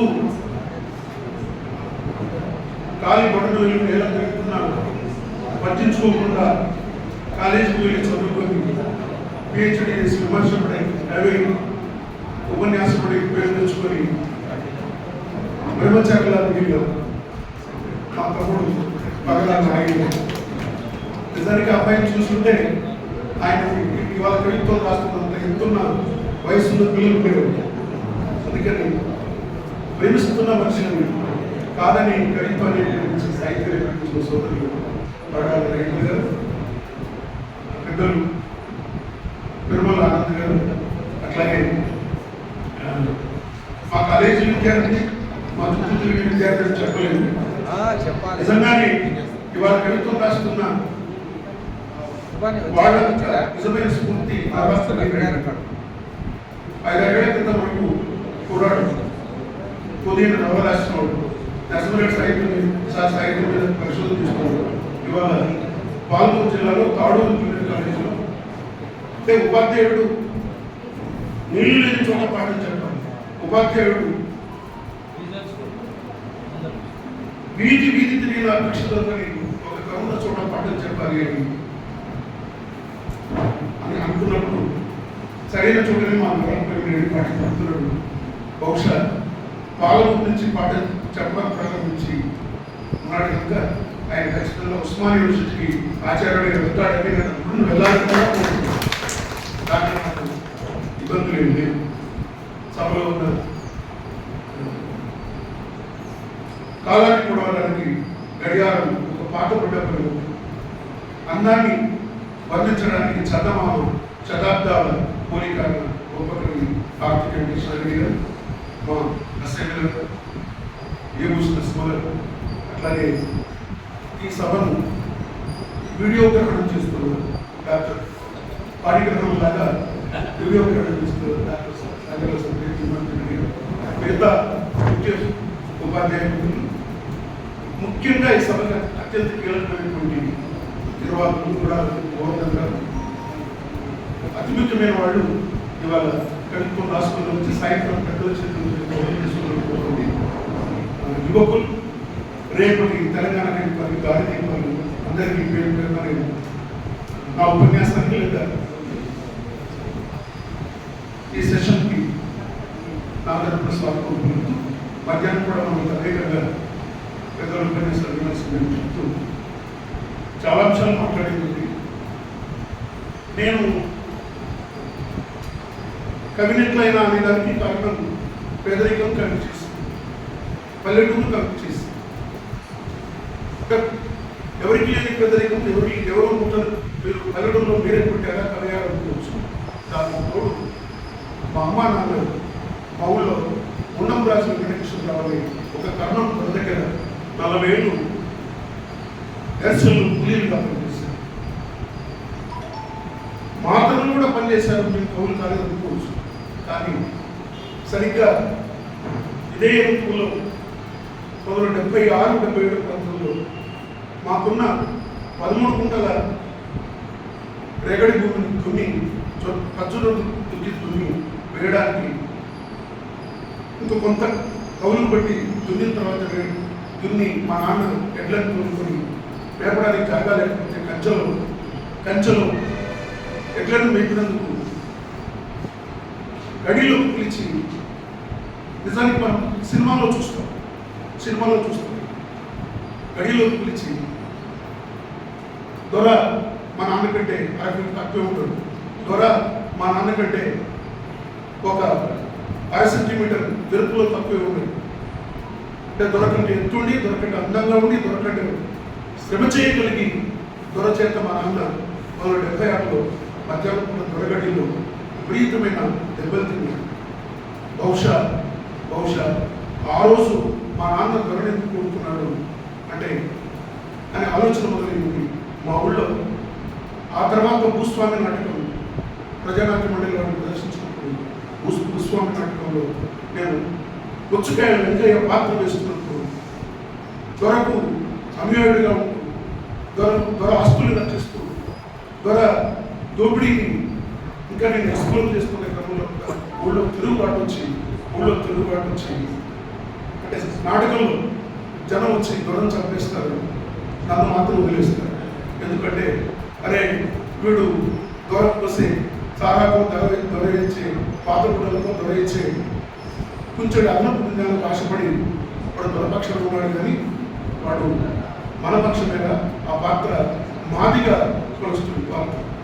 అంటే ఆ నాటకంలో నేను మాదిగా అయినందుకు దొరను చంపడానికి వచ్చిన మాదిగలంతా దొరను చంపి నన్ను వేస్తారు. ఓహో, అప్పుడు నాకు వర్గం అర్థం. మా నాన్నను చూసినప్పుడు, మా అమ్మను చూసినప్పుడు వ్యతిరేకం అర్థం. ఇవన్నీ చూసిన తర్వాత ఓరియంటల్ కాలేజీలో, తెలుగు యూనివర్సిటీలో, తర్వాత సభలకు వెళ్ళినప్పుడు, ఇట్లాగా సభలకు విన్నప్పుడు కవిత్వం రాయాలనిపించింది. రాస్తున్న క్రమంలో నేను మొట్టమొదటిసారి అంటే ఓరియంటల్ కాలేజీలో చందోపాధ్యాయులు రాయడం ఓకే, ఇవాళ నేను వచన కవిత్వం రాస్తున్నాను. వచన కవిత్వం చేయాలి, సిద్ధారెడ్డి గారు వచన కవిత్వం చేయాలి, నరసింహారెడ్డి గారు వచన కవిత్వం చేయాలి, కృష్ణారెడ్డి సార్ వచన కవిత్వం ద్వారానే మీకు అంత ఎత్తు రాయి. నేను పడమర ఎత్తుకొని 1991 ఫిబ్రవరి మాసంలో అప్పుడు అఫ్సర్ ఆంధ్రప్రదేశ్ పత్రిక అక్షరం పేజీకి ఉన్నాడు. నేను పడమర ఎత్తుకొని ఒక కవిత రాశాను. దాంట్లో మొదటి లైన్ ఇట్లా ఉంటుంది, నేను పిల్లల కోసం మాట్లాడుతున్నాను. ఆకాశానికి 1,000,000 దండాలు పెట్టాలనిపిస్తుంది పొద్దున్నే సూర్యుడిని కన్నందుకు అనే వాక్యంతో కవిత ప్రారంభించాను. ఆకాశానికి 1,000,000 దండాలు పెట్టాలనిపిస్తుంది పొద్దున్నే సూర్యుడిని కన్నందుకు అట్లా ప్రారంభమై కొంచెం నేను వచ్చిన కవితలు దీర్ఘంగానే రాస్తాను, అపోహ కూడా నాకు పెద్ద కవితలు రాశాను. ఆ కవిత ప్రచురిస్తూ తర్వాత మా పీఠానికి సాహిత్య పీఠానికి అఫ్సర్ గారు వచ్చినప్పుడు స్ట్రైకింగ్గా నీ ఐడియేషన్, స్ట్రైకింగ్గా నీ ఆర్టికులేషన్, అంటే నీ ఆలోచన, దాని ఐడియేషన్ అంటే ఆలోచన, పిల్లలు ఆర్టికులేషన్ అంటే మన ఆలోచన తెచ్చుకున్న భాష చెప్పే విధం. అంటే ఐడియేషన్, ఆర్టికులేషన్ స్ట్రైకింగ్గా చాలా ట్రెమెండస్గా ఉన్నది. దీన్ని అట్లాగే కాపాడుకోమని చెప్పి ఓహో, సాధారణంగా మీరు ఇవాళ సభకు వచ్చినప్పుడు కూడా మీ కవితలో పూర్తిగా సాంద్రత ఉండకపోవచ్చు, పూర్తిగా ఘర్షణను వర్ణించకపోవచ్చు. మీ కవిత్వంలో మొత్తం 20 లైన్లు, 30 లైన్లు, 40 లైన్లు అంతటా కవిత్వం ఉండకపోవచ్చు. కానీ ఎక్కడో చోట ఇప్పటి వరకు ఎవ్వరూ ఎక్కడా చెప్పని కొన్ని భావాలను, కొన్ని అనుభూతులను మీరు మాత్రమే చెప్పి ఉండవచ్చు. దాన్ని ఎవాల్యుయేటర్స్గా ఇవాళ కవిత్వాన్ని దిద్దిన వాడిని ప్రశంసిస్తే మీరు రాయగలుగుతారు. మీతో ఫోన్లో మాట్లాడితే బాగా రాయగలుగుతారు. అందుకని ఇవాళ పెద్దల్ని కూర్చోబెట్టి పిల్లలు కూర్చోబెట్టి సభ జరుగుతుంది. నేను సమయం ఎక్కువ తీసుకున్నాను. అంటే ఈ సభ కావాల్సిన ఇన్పుట్స్ పిల్లలు కావాల్సింది. గోపి గారు ఒకసారి మా సాహిత్యపేటకు వచ్చినప్పుడు కవి సమ్మేళనం నిర్వహించాను. ఎవరు వచ్చినా కవి సమ్మేళనం నిర్వహించాను. నేను భవిష్యత్ దర్శనం కవిత రాశాను. నా రెండో భౌతిక విషయంలో ఉంటుంది. దాంట్లో ఇట్లా కవిత్వం స్టార్ట్ అవుతుంది. ఇక్కడి మధ్యని పిండి చూడు, ఇప్పుడు ఇక్కడ కన్నీళ్ళు రక్తమో కారుతుంటాయి. ఇక్కడి మధ్యని పిండి చూడు, ఇప్పుడు ఇక్కడ కన్నీళ్ళు రక్తమో కారుతుంటాయి. పిల్లవాడిని అడిగి చూడు, భూములలో అసహనం బయటపడుతుంది వెళ్తున్న స్టెండర్లు. ఇక్కడి సరిహద్దుల్ని మందలిస్తే సమరానికి సంసిద్ధత వ్యక్తం చేస్తాయి. ఇక్కడ ఎన్ని జనాలు చదువుతున్నాయో అన్ని యుద్ధాలు చదువుతున్నాయి. ఇక్కడ సమాధుల్ని సందర్శిస్తే 1,00,000 విపత్తుల కైఫియత్తులు చెబుతాయని ఇట్లా కవిత. దీన్ని గోపి గారు విని రాజమండ్రి నుంచి హైదరాబాద్కి వచ్చి ఒక నాకు ఇంగ్లాండ్ కవులు ఉత్తరం వేశాను. నువ్వు 2 నదులు దాటుకొని, అంటే మా మూసీ నది దాటుకొని, కృష్ణానది దాటుకొని, గోదావరి దాటుకొని, 3 నదులు దాటుకొని నువ్వు వెళ్ళావు. చాలా గొప్పగా ఈ వాక్యం నాకు అనిపించిందని చెప్పాడు. అందుకని పిల్లలు మీరు మొత్తం మీరు హృదయం చేసిన, మీరు డ్రాఫ్ట్ చేసిన కవిత్వం ఉండకపోవచ్చు. కానీ నేనింట్లో కొత్తలో కవిత్వం రాస్తున్నప్పుడు అప్పుడు వచ్చిన కవిత్వం చాలా ఉధృతంగా, అంటే వర్షాకాలం గోదావరి ఎంత ఉధృతంగా బాగా వానలు పడుతున్న కాలంలో గోదావరి ఎంత ఉధృతంగా ఉంటుందో విపరీతమైన ఉధృతం వచ్చిన కవిత్వం ఉంది.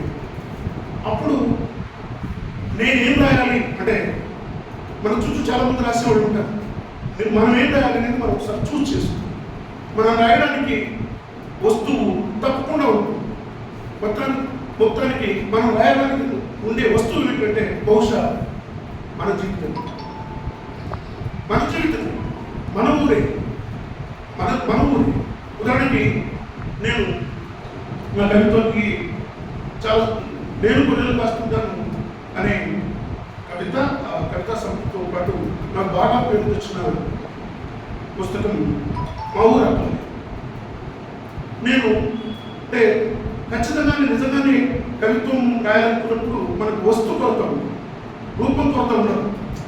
సాధించినవాడు రూప పరిణతి లేదా బాగా రాష్ట్రంలో రూపం కొరత ఉన్నది, వస్తు కొరత ఉన్నప్పుడల్లా మనం కొన్నిసార్లు కొంచెం మనం చూసే వస్తువు అవతలికి చూడాలి, లేదా వస్తువు లోపల చూడాలి.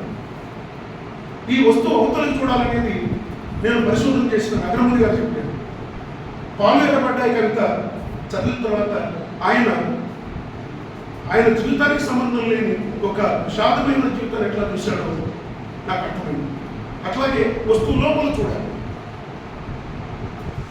అజంతా ఇప్పుడు తన లోపల తను చూసుకుంటాడు. ఆయన మనం చాలాసార్లు మాట్లాడుకుంటాం కవిత్వాన్ని నిర్వచనం ఉంటుంది. బాధనామక చిత్రం అంటే ఆయన కవిత్వంలో అంతా పెయినే ఉంది. అందుకని బాధ మనదై ఉండవచ్చు, బాధ మన అవతలది ఉండవచ్చు, బాధ మన లోపల ఉండవచ్చు. దాన్ని మనం పట్టుకోవాల్సి ఉంటుంది. బహుశా నేను మా ఊరు అట్లా లేదు పుస్తకానికి, ఈ పుస్తకంలో కవిత మా ఊరు అట్లా ఎందుకు లేదు అని అనుకున్నప్పుడు ఊరికి స్ట్రక్చర్ అంటే ఆర్థడాక్సికల్ సొసైటీలో అంటే సాంప్రదాయ బ్రాహ్మణీయ వాద సమాజంలో కూడా ఊరికి పడవల ఎలైట్స్ ఉంటారు. ఊరికి తూర్పున మాలలు మాది ఊరి మధ్య ఒక సూత్రులు ఉంటారు. అన్నీ నేను నిర్ధారించలేదు. మా నాయన బాలయ్య పుస్తకానికి ముందు మాట రాస్తూ ఎస్ఆర్ శంకరన్ గారు ఈ మాట చెప్పారు. అరే మా ఊరు అట్లా లేదా అనుకుంటారు. మా ఊరు ఎట్లా ఉంది, ఊరికి పడమల గుడి ఉంటుంది, ఎలైట్స్ ఉంటారు అన్ని ఊళ్ళో. మా ఊరు అట్లా లేదు. మా ఊరిలో ఊరికి పడమల గుడి ఉంది, దాన్ని అనుకుని దళితుల ఇల్లు ఉంది. ఊరికి తూర్పున ఎలైట్స్ మధ్యలో సూత్రులు. ఇది నాకు వైవిధ్యంగా అనిపించింది. దాన్ని నేను మా ఊరు అట్లా లేదు కవితగా రాసిన కొంచెం మీకు దాన్ని పిల్లల కోసం వినిపిస్తాను. పిల్లలు వింటారు కదా. నేను సహజంగా పడమర నుంచి తూర్పుకే వీస్తుంటుంది గాలి, ప్రవహిస్తుంటాయి నీళ్లు. దేవుడు, బ్రాహ్మడు, దొరలు వాయుగర్భం మధ్య జలమాయి దాపునే కొడుకు తిరుగుతారు. ఎందుకు ఎలైట్స్, బ్రాహ్మడు, దేవుడు ఊరికి పడమరు ఉంటారంటే నీళ్లు కానీ గాలి కానీ పడమర నుంచి తూర్పుకు వీస్తుంటాయి కదా, జాగ్రఫికల్ ప్రిన్సిపల్ కండిషన్. అందుకని తూర్పున ఉంటే మానవాది ఒలిపించిన గాలి మనం పిలవాల్సి వస్తుంది, తూర్పున ఉంటే వాళ్ళు వాడు వదిలేస్తున్న నీళ్లు మన బాబులోకి జలాలుగా ఉంటాయి అని ఒక ఆలోచనతో పడబడుతున్నప్పుడు. కానీ మా పాలెం అట్లా ఉండదు. జ్వాలా నరసింహుడి గొప్ప గుడి, హరిజనుల చీకటి అరలు పక్క పక్కనే ఊరికి పశ్చిమాన ఉన్నాయి. అహంకారం మనం ఎత్తిపోస్తే మోకాళ్ళ మీద కూర్చొని గంగదాహం తీర్చుకుని నిషిద్ధ లోకాన్ని మీరు చూసే ఉంటారు. సాంద్రస్వరంగా ఇంట్లోకి వచ్చి వల్లెపీట మీద పట్టెమంచం మీద కూర్చొని సేద తీరిన మాల శ్రీరాములు మా తాతకు తూపుగా భావిస్తారు. ఒరే ఎన్నిగా ఒసే లచ్చి మాటల కొరడాలు, వెలుమనడాలు, స్వర్గలోక గర్జనలు మీరు చూసే ఉంటారు, విని ఉంటారు. మా మాల దేవయ్య గౌన్ల ఇంకనను అరే తమ్మి అనడం, మాదిగొల్ల స్వామి గొల్ల కృష్ణమూర్తిని ఒరే కొడకాగడం మా ఊళ్ళో ప్రజాస్వామ్యం. అది ఇది దీనికి దానికి అని పాలు ప్రత్యేకం నేనేం చెప్పను. కలిసి బోతనడం, బాగోకాలాడడం, మంచికి చెడుకు అరుచుకోవడం, మరీ ముఖ్యంగా మనుషులు ఇక్కడ సర్వం సమానమని కథ చెప్పుకోవడానికి ఏ దీపం అవసరమో అదే మా ఊరు. గుడి ఓ చోట, బ్రాహ్మణో దిక్కు, దొరలు వైపు ఉండేవాడు మా ఊళ్ళో. ఈ 3 దూరాలే మా జనం చైతన్యానికి ముఖద్వారాలు. మా ఊరు లాంటి ఊరు ఏదైనా ఉంటే, ఎన్నైనా ఉంటే చెప్పండి, అక్కడ 3 నిద్రలు చేసి వస్తాను. నేనేం రాశాను, ఎందుకు వెలియాలి అనేవాడు పేరున్న కవిగాను, లేదా ప్రముఖ కవిగాను, లేకపోతే చెప్పుకోదగ్గ కవిగాను ఉన్నాడు అంటే, నా చుట్టూ రాసే పెద్దవాళ్ళు చాలామంది ఉన్నారు, నా సమకాలీకులు ఉన్నప్పటికీ నా వస్తువు నాకు, నా ఐడియేషన్ నాకు, నా ఆర్టికులేషన్ నాకు, నా భాష నాకు. అందుకని పిల్లలు మీరు మీలాగే రాయాలి, మీరు మీ భాషలో రాయాలి, మీరు మీ పెయిన్ని రాయాలి, లేదా మీరు చూసిన అవతలి పెయిన్ రాయాలి, లేదా మీ లోపలి పెయిన్ రాయాలి. ఇప్పుడు దాకా నేను సీరియస్గా కవిత్వం రాస్తున్నప్పుడు అంటే సభను అటెన్షన్లో పెట్టడానికి చాలా చమక్కులు వేయచ్చు. మా పీఠంలో యశోద పూర్ణచంద్రరావు ఒక దుర్మార్గుడు అంటే అందరం సీరియస్ కవిత్వం రాస్తే ఆయన చతురోక్తులని మాకప్పుడు మోడర్న్ పోయిట్రీ సుధాకర్ సార్ చెప్పేవాడు. మేమందరం రిక్వెస్ట్ చేస్తే ఒక బోర్డు పెట్టి నేటి కవిత అని ఉంది, అందరం ఎవరైనా రాసినా ఆ బోర్డులో పేస్ట్ చేసేవాడు. మేమందరం సీరియస్ కవిత్వం రాస్తే, సీరియస్ కవిత్వం అంటే సమాజాన్ని పట్టించుకుంది కదా, సమాజానికి కవి బాధ్యత. కానీ అతను చాలా చతురోక్తులు రాసేవాడు. అతను ఏం రాసేవాడు అంటే ఓ మలేరియా దోమ పీల్చుకో మా రక్తాలు, ఓ మలేరియా దోమ పీల్చుకో మా రక్తాలు, పీల్చుకున్న రక్తంతో చేసుకో జీవిత బీమా, దోమ జీవిత బీమా రాసేవాడు. వచ్చి పూర్ణచంద్రరావు నువ్వు అట్లాంటి కవిత్వం రాస్తే నువ్వు చంపేస్తా అంటే, నేను సీరియస్గా కవిత్వం రాయలేను, సమాజం గురించి రాయలేను, అట్లాంటి ఆలోచన నాకు రాదు, ఇట్లాంటి చిలుపు ఆలోచనలు వస్తాయి, రాయడంటే ఎట్లా, రాయడం ప్రజాస్వామ్యం కదా, నిజమే రాయడం ప్రజాస్వామ్యం. మళ్ళీ రోజు వచ్చి ఇంకో కవిత రాస్తాను. ఇట్లా ఆయన చేను పేరు ఒక కవిత, చేను పంటనిస్తుంది పేరు బురదనిస్తుంది, చేను పంటనిస్తుంది పేరు బురదనిస్తుంది, తలలో పేరు, చేలో పురుగులు స్ప్రేతో నివారణ, తలలో పేరు గుండుతో నివారణ రాస్తాను. అంటే నాన్న పిల్లలు సీరియస్ కవిత్వం రాస్తే సిద్ధారెడ్డి సార్ గొప్ప కవి చెప్తున్నా. ఇక్కడే ఉన్నారని ప్రాణహిత కావ్య సంపుటి ఇప్పటికీ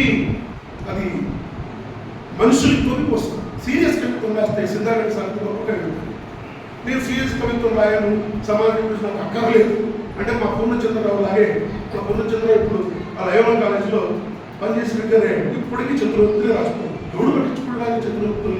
అందుకని కవిత్వం ఆషామాషి విషయం కాదు.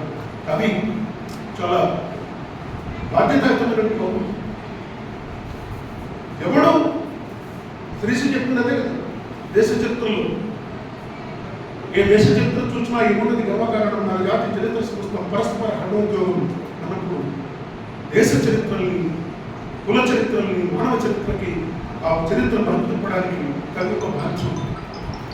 ఇంకొక మాట కూడా నేను దీనికి చర్చ చేస్తాను. మీరు అనుకోవచ్చు 26 ఏళ్ళ కవిత్వం రాస్తాం, 19 ఏళ్ళ కవిత్వం రాస్తాం. అమిత్ అలోక్ అభిలాషను పిలవడుతున్నాడు.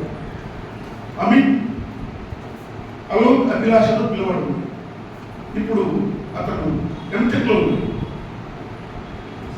అతను 16 ఏళ్ళప్పుడు హైదరాబాద్లో ఫిడ్చీలో ఎంసెట్ కోచింగ్ తీసుకుంటాడు, ఐఐటి కోచింగ్ తీసుకుంటాడు. ఐఐటి కోచింగ్ అంటే ఉంటుంది, ఫిజిక్స్, మ్యాథ్స్, కెమిస్ట్రీ, ట్రాక్ ఇప్పుడు ఐఐటి సీట్ కొట్టాడు. కానీ కొట్టడానికి ముందు అతను intermediate first year second year పూర్తి కాకముందే ప్రపంచం గమనించదగ్గ ఒక గొప్ప కవితా సంపుటి వేశాడు. దాని పేరు her name is imagination. Her name is imagination. నేను చూసానంటే మెడిసిన్లో ఉన్న పిల్లలు, ఇంజనీరింగ్లో ఉన్న పిల్లలు ఏమన్నా రాస్తున్నారని చూస్తే నాకు అమిత్ అలోక్ అభిలాష్ పేరు గుర్తొచ్చు. నేను వాడిని కలిసాను హైదరాబాద్లో, పిలిచి చూసుకుంటున్నాను.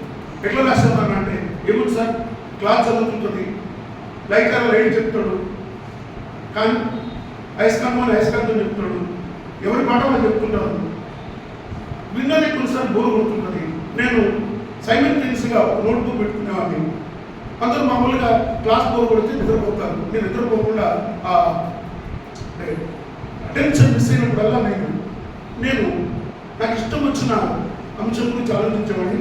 ఆ రెండు ఒక 10 సెకండ్లైనా, 20 సెకండ్లైనా, 30 సెకండ్లైనా నాకు వచ్చిన ఆలోచనలు నేను ఏం చేసేవాడినంటే వాక్యాల్లో బంధించేవాడిని.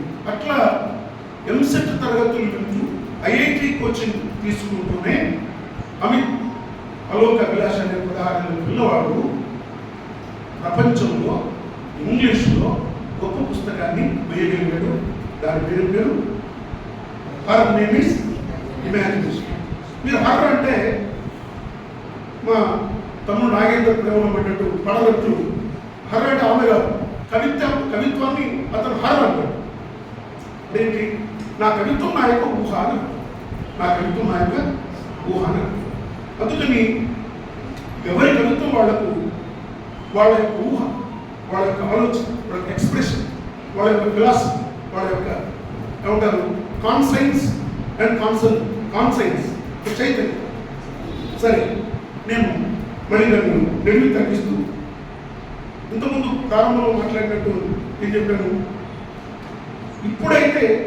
ఇప్పుడుగా ఈ దేశంలో కూర్చున్న కవులకి పుష్కలమైన అంటే వస్తు కొరత ఉన్నప్పటికీ ఇప్పుడిప్పుడే అంటే 80 తర్వాత 90 తర్వాత కవితల్లోకి సాహిత్యంలోకి వచ్చినటువంటి వాళ్ళందరం మనకు బోర్డంతా వస్తుంది.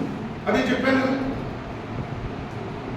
ఇప్పుడు పుస్తకం పేరు చెప్తాను, ఇది ఆన్లైన్లో దొరుకుతుంది, మీరు ఒకసారి తెప్పించు. హౌ ఐ రైట్ పుస్తకం పేరు. హౌ ఐ రైట్, సోనియా కలిరో. ఈ పుస్తకంలో సోనియా కలిరో ఏం చెప్తాడంటే, ఆఫ్రికా ఆసియా ఖండాల పిల్లలు కవిత్వం రాయడానికి లేదా కవులు కవిత్వం రాయడానికి 3 వస్తువులు సిద్ధంగా ఉన్నాయి. ఒకటి కాస్ట్ ఇంజస్టిస్,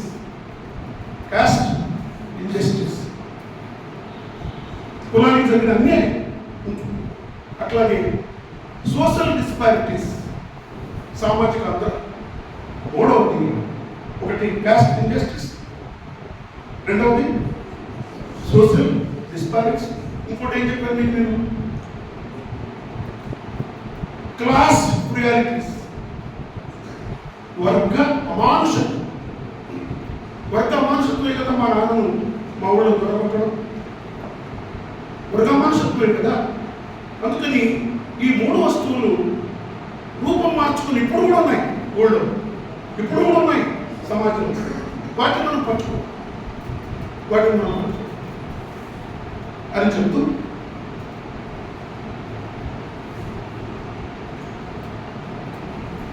సరే సాహిత్య విమర్శలో మేము పాఠం చెప్పేటప్పుడు కవిత్వం రాయడానికి కవికి 3 క్వాలిటీస్ ఉండాలని ఉంటాం కదా. ఏంటవి? ప్రతిభ, వ్యుత్పత్తి, అభ్యాసం. చెప్పండి. ప్రతిభ, వ్యుత్పత్తి, అభ్యాసం. నాకు కొంచెం నేను 4వ సిద్ధాంతాన్ని నా పదార్థం పుస్తకంలో ప్రతిపాదించాను. ప్రతిభ ఉండొచ్చు, ప్రొడ్యూసింగ్ కెపాసిటీ ఉండొచ్చు, ఉత్పత్తి చేయొచ్చు, నేను దాన్ని ప్రాక్టీస్ పొందవచ్చు. కానీ ప్రతిభ ఉన్నా, వ్యుత్పత్తి ఉన్నా, అభ్యాసం ఉన్నా, సెన్సిటివిటీ, సున్నితత్వం లేకపోతే నీ కళ్ళ ఎదురుగా ఒక కనిపిస్తున్న ఒక బాధను నువ్వు చూసి స్పందించే ఒక హృదయ సున్నితత్వం లేకపోతే నువ్వేం చేయలేదు, రచయితవు కాలేదు. అంటే ప్రాథమికంగా కవిత్వం రాసే మీరు ఎల్లప్పుడూ మీ సున్నితత్వాన్ని కాపాడుతున్నారు. నిజానికి నేను 20 నుంచి 30లో ఉన్నంత సున్నితంగా లేదు, 30 నుంచి 40లో ఉన్నంత సున్నితంగా లేదు. ఇప్పుడైతే మరీ ఇంకా చాలా ఒక కఠినమైపోతాం మనుషులు. దానికి వృత్తి కారణం కావచ్చు, కుటుంబం కారణం కావచ్చు, లేదా దిగ్గేదల కారణం కావచ్చు, లేదా వయోధిక కారణం కావచ్చు. కానీ కవులు మాత్రం ఎప్పుడు మనుషులుగా మనలో సున్నితత్వం మెల్లమెల్లగా దాని రూపు మార్చుకొని కాఠిన్యం వైపు మనుషులు వెళ్తుండొచ్చు, దాన్ని నశించవచ్చు. కానీ ఏ మనిషి అయితే, ఏ కవి అయితే ఎల్లప్పుడూ తన ప్రతిభను, వ్యుత్పత్తిని, అభ్యాసాన్ని కొనసాగిస్తూనే తన సున్నితత్వాన్ని కాపాడుకుంటాడో అతను గొప్ప కవిత్వం రాయగలుగుతాడు, గొప్ప కవిత్వం రాయగలుగుతాడు. ఇంకొక మాట నేను మీతో మనం చేసి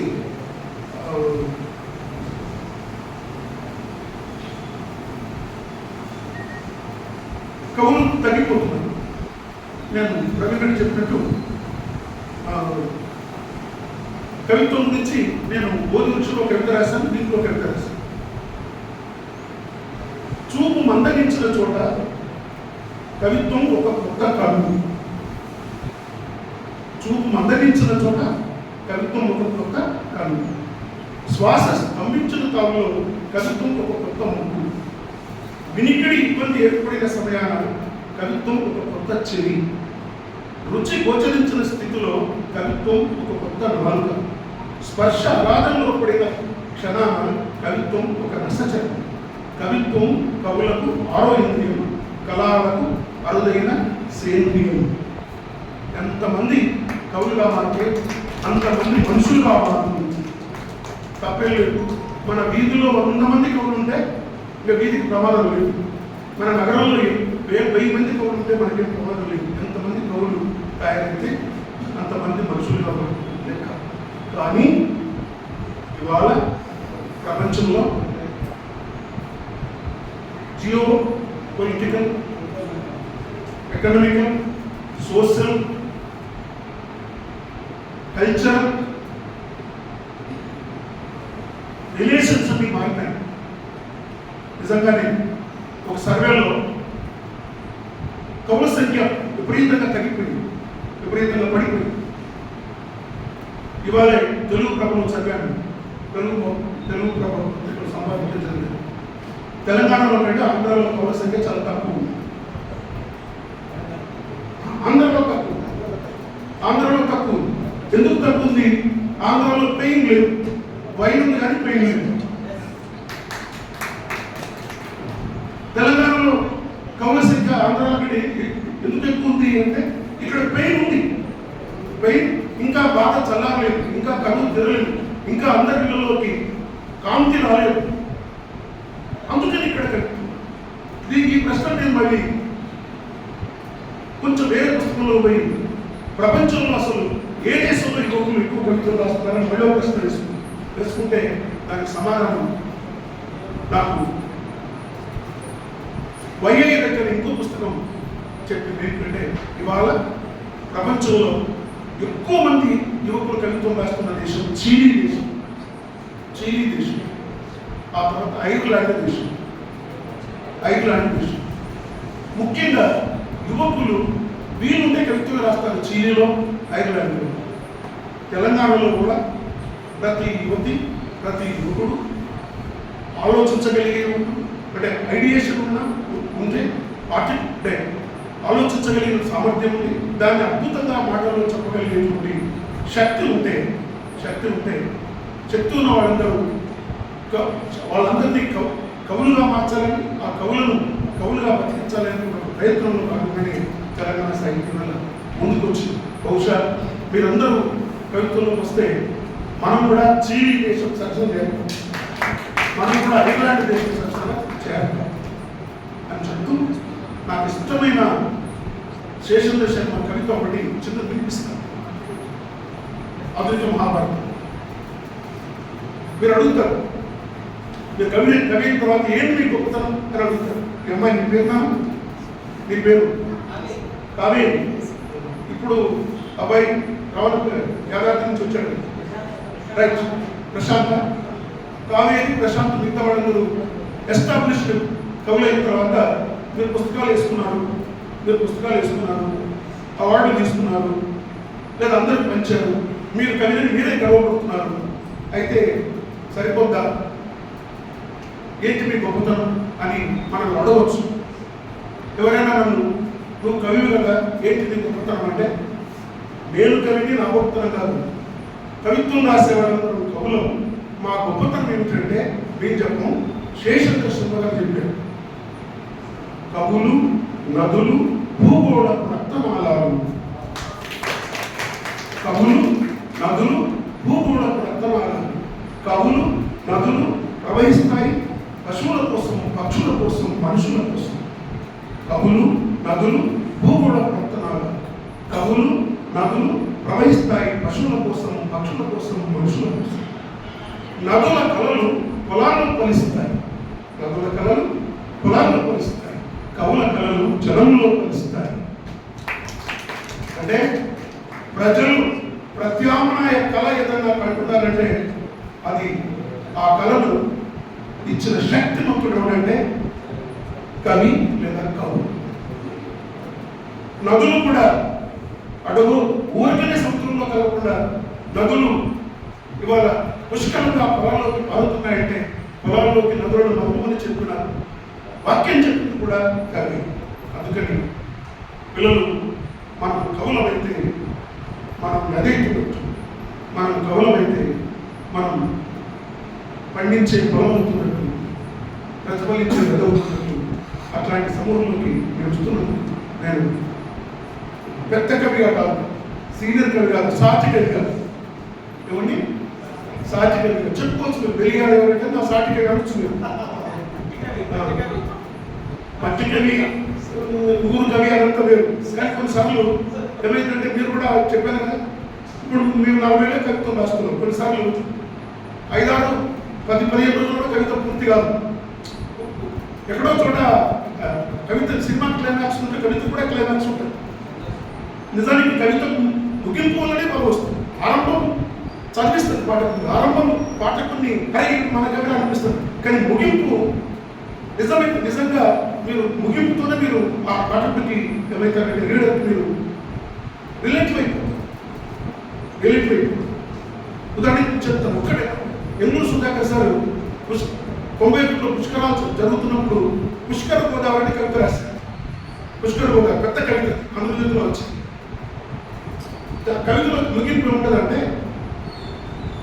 మూర్ఖపు భక్తులారా, గోదావరి ప్రవహిస్తుండడం, భక్తులు స్నానం చేయడం, ఏమంటారు ఊరు గోదావరి అదంతా దాన్ని వర్ణించారు. దాదాపు 20-25 లైన్లలో వర్ణించారు. చివరిలో ఏం చెప్తాడంటే, మూర్ఖపు భక్తులారా, మలినపు విలువల్ని, మలినపు విలువల్ని ఏ నదులు కడగలేవు, ఏ నదులు కడగలేవు, మనిషే నదిగా మారితే తప్ప. అంటే క్లైమాక్స్ పరంగా వర్రేరాణి అనే ఒక అమ్మాయి తను మోసం చేసి అందంగా ఉన్నాడని ప్రేమించి, క్వాలిఫికేషన్ ఉందని ప్రేమించి పెళ్లి చేసుకొని క్యాన్సర్ రాగానే వెళ్ళిపోతే అమ్మాయి వార్తలో 90 ఏళ్ళు అనుకుంటా చనిపోయే ముందు కవిత రాసింది. అతనిక రాడు, గుర్తుపెట్టుకోండి, అతనిక రాడు. తను పరిచయమైనప్పుడు అక్కడి నుంచి మొదలుపెట్టి ఒక సుమారు 20-25 వాక్యాలు కవిత రాసి అతను వెళ్ళిపోయాడు. రావట్లేదు, భర్తే వెళ్ళిపోయాడు. ఎందుకంటే ఇంకొక 5-6 రోజులు చచ్చిపోతుంది. దాచుకున్నప్పుడు కూడా తీసుకుని పోయాడు. ఏమనలేదు, కవిత రాశారు. ఆ కవిత వార్తలో వచ్చింది. కవిత అతను ఇక్కడ రాడు. ఏమిటి రాసిందామె, నాకు ఎందుకు గుర్తుందని అంటే అతను ఇక రాడు, వాడిపోయిన తోటలోకి ఎప్పుడు మాత్రం ఎందుకు వస్తాడు అని. వాడిపోయిన తోటలోకి ఎవడు మాత్రం ఎందుకు వస్తాడు. అందుకని వచన కవిత్వం ఆరంభం నుంచి ఒక గ్రావిటీతో, ఒక భూమ్యాకర్షణ శక్తి, ఒక అయస్కాంత స్వభావంతో నడవాలి. ముగింపు ప్రపంచంలో మీరు తప్ప ఇంకొకరు రాయలేనంత గొప్పగా మీరు రాయాలి. రాస్తే మీరు గొప్ప కవిగా నిలబడతారు. గొప్ప కవిగా నిలబడడం అంటే నదిగా నిలబడడం, కవిగా నిలబడడం, ప్రపంచాన్ని మార్చేది నిలబడడం చెప్తూ శ్రీశ్రీ మహాప్రస్థానం 75 ఏళ్ళ ఒక సంరంభాన్ని, ఒక పర్వాన్ని, ఒక సెలబ్రేషన్ జరుగుతున్న సందర్భంలో మీతో కలిసి మాట్లాడడం, మిత్రులందరితో వేదిక పంచుకోవడం నాకు చాలా ఆనందాన్ని సమకూర్చే అంశం. నిజానికి నేనైతే అనుకున్నాను, ఈ మధ్య 10 ఏళ్ళుగా జరిగిన సాహిత్య సభల్లో చాలా ఎక్కువ మంది రావచ్చు, చాలా పెద్ద సభలు జరుగుతుంది. కానీ పిల్లలు ఎక్కువ మంది ఆదరణ సభ ఇదే అని చెప్పి wish you all the best young poets, youngest poets. Thank you.